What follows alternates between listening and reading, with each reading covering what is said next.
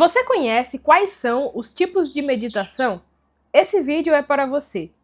Nessa série de vídeos a respeito do opúsculo sobre o modo de aprender e de meditar do Hugo de São Vítor, nós estamos aprendendo como estudar melhor e como ficar mais inteligente através da meditação. Hoje nós vamos falar a respeito dos tipos de meditação, então se esse tema te interessa, fica por aqui. Primeiro de tudo, o Hugo de São Vítor fala de 3 tipos de meditação. 3 são os gêneros de meditação. O primeiro consiste no exame dos costumes. Mais adiante ele vai dizer: nos costumes, a meditação examina os vícios e as virtudes. Então, costumes aqui que ele fala no sentido dos hábitos que as pessoas têm na hora de agir. Então, uma reflexão a respeito das virtudes e vícios poderia ser, por exemplo, refletir a respeito da paciência. E então, você começaria refletindo: o que é a paciência? Qual é a origem da paciência? Por que nós devemos ter paciência com as pessoas, conosco mesmo e com as situações? E também você veria qual é a finalidade da paciência. Depois você olharia para a sua própria vida, se você tem sido paciente ou não, e se não, você tentaria mudar. E se sim, você tentaria perseverar nisso. Então nota que isso daqui é o exame dos costumes, de que o Hugo de São Vítor fala. E nós podemos examinar vários vícios e várias virtudes. Por exemplo, podemos meditar a respeito de por que a embriaguez é ruim.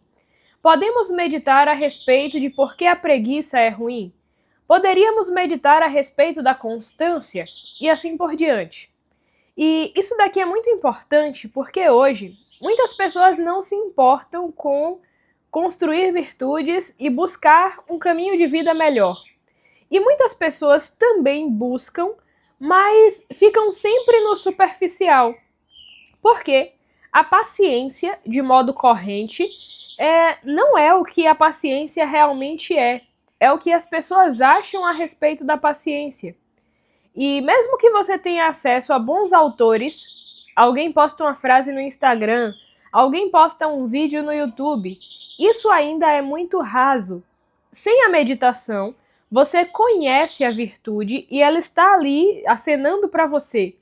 Mas você não interioriza, você não coloca aquilo na sua vida e você não entende de fato qual é a importância disso. É por isso que o primeiro gênero de meditação consiste justamente em examinar os costumes. Depois que você medita a respeito da paciência, por exemplo, se torna muito mais fácil, pelo menos, tentar ser paciente. Mas se você nunca medita, se você nunca reflete, é como se você tivesse um dinheiro guardado em casa e você não soubesse que aquele dinheiro está ali. Então, nota que para que as virtudes entrem de fato na sua vida, você precisa refletir a respeito delas e formar propósitos de colocar em prática. Dito isso, vamos ao segundo. O segundo, ou seja, o segundo gênero de meditação, na indagação dos mandamentos. E mais adiante, o Hugo de São Vítor vai dizer: nos mandamentos divinos, os que preceituam, os que prometem e os que ameaçam. Eu vou dar um exemplo de cada para ficar mais prático. Pensa assim: quando Deus entrega a Moisés os 10 mandamentos, aquilo dali são preceitos que Deus está dando a ele. E nós podemos, por exemplo, refletir a respeito desses 10 preceitos que Deus deu. Isso é uma reflexão dos mandamentos que preceituam. Então podemos parar para refletir por que é bom amar a Deus, por que é ruim matar o próximo, por que é ruim roubar aquilo que é do outro. E aí você vai refletindo a respeito dos mandamentos que preceituam. Mas, para além disso, existem aqueles mandamentos que prometem. Por exemplo, quando Jesus, lá no capítulo da Bíblia, em São Mateus, quando fala das bem-aventuranças, aquilo dali não são preceitos e também não são ameaças, mas são promessas. Então, o que é que Jesus promete? A felicidade para as pessoas que praticam aquelas bem-aventuranças. E é justamente por isso que as bem-aventuranças começam com felizes, ou em algumas traduções, bem-aventurados. Então, felizes os humildes em espírito. E a pessoa vai refletindo aquilo e percebendo que existe uma promessa de felicidade no que Jesus está dizendo. Então, isso daqui é um tipo de meditação dos mandamentos divinos que prometem. E por último agora, vamos àqueles que ameaçam. Nossa, como assim ameaça? Não é no sentido ameaçar de dizer tal coisa vai acontecer com você se você não fizer isso. Não é um terrorismo, mas é uma espécie de aviso. E por que esse aviso? Porque os nossos atos têm consequências. Então, muitas pessoas acham que Deus é mau porque fala a respeito do inferno. Mas isso não é verdade. Você tem um perigo iminente para as pessoas e Jesus está avisando as pessoas, alertando a respeito disso. E é algo natural. Depois disso, vamos lá a essa parte do ameaçam. Quando Jesus está ali, no capítulo 5 de São Mateus, e está fazendo aquela pregação: ouviste o que foi dito aos antigos, amarás o teu próximo e odiarás o teu inimigo. Eu, porém, vos digo, aquele que disser ao seu irmão, patife, tolo, será considerado réu em juízo. Isso é um mandamento divino que ameaça. Por quê? Jesus, naquele momento, está mostrando o que você pode fazer e qual será a consequência daquilo. Então, nota bem que aqui nós já vimos dois tipos de meditação.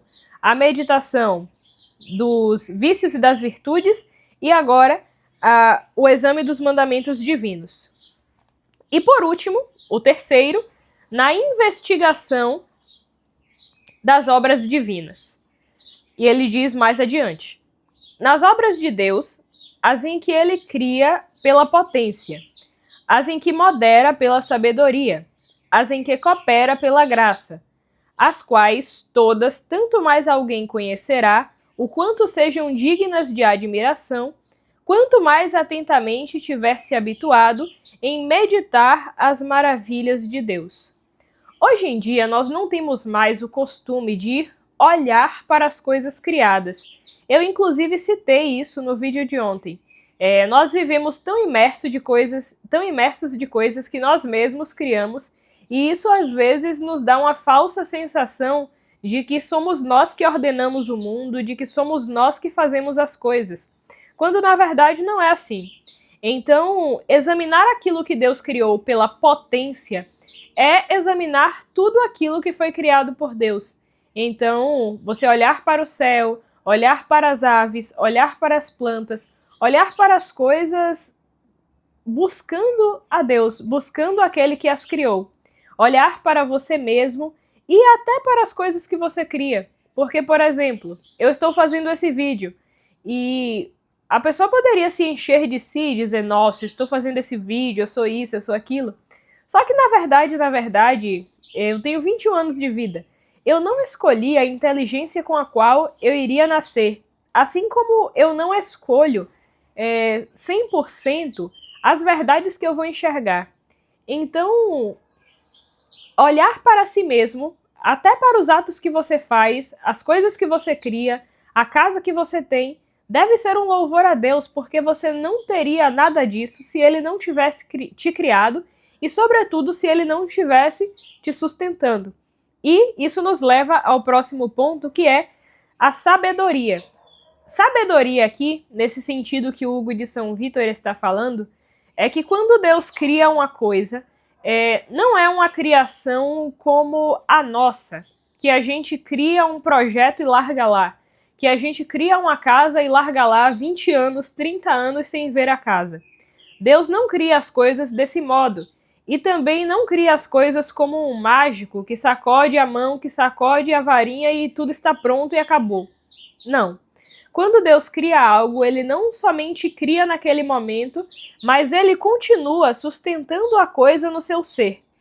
E isso nos leva a entender o que é sabedoria. Porque a sabedoria é a ordem que existe na criação. Então, são coisas óbvias. Todo dia você acorda, você levanta da cama e coloca os pés no chão na certeza de que o chão está ali embaixo. Nem por um momento, quando você acorda, você duvida. Será que o chão está aqui ou não? Você não pensa isso. Quando você está caminhando, quando você está em qualquer lugar, você não fica se perguntando, será que o próximo passo que eu vou dar ainda tem chão? Não, você caminha sabendo que o chão está ali. E é justamente essa ordem que existe na criação. Você dorme e você sabe que no dia seguinte, se você não estiver morto, é claro, você vai acordar e o sol estará ali de novo. Mesmo que às vezes esteja fechado pelas nuvens ou esteja chovendo. Você sabe que após a noite vem o dia. Então, você reconhece que existe uma ordem na criação.